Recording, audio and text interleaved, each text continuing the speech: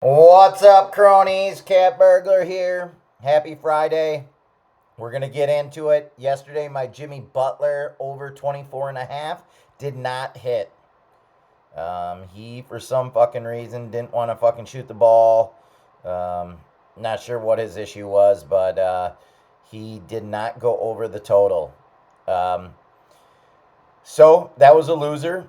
So we're back at it today. Obviously, I'm going to talk a lot about the lock and load that I mentioned a few days ago with Cleveland.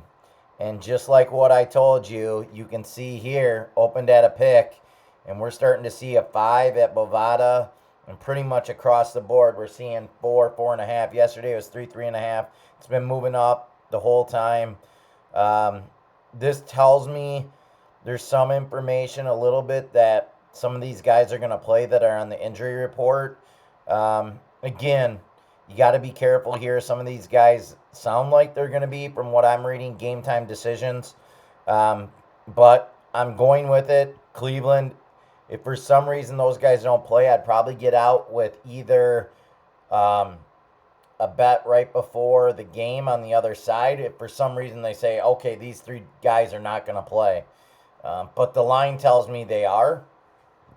And then also, too, you can also do live in-game betting as well to get out of it if that is the case. So obviously, this is a little trickier of a game with the injuries and to significant players. But I'm on Cleveland. This is why you bet it early. There's obviously outs from a halftime bet to live in-game betting to right before the game.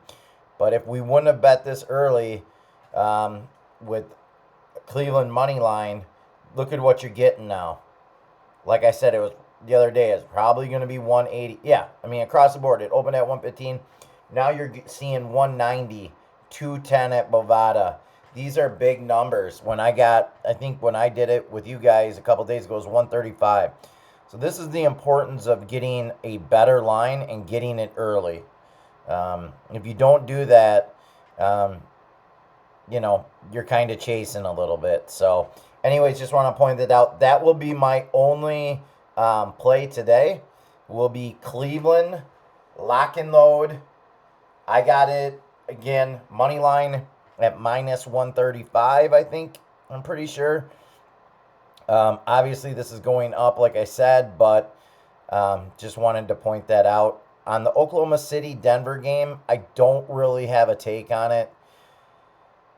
The over, the under looks interesting, but both games have went over by quite a bit. Neither team plays great defense. I could see it going over again.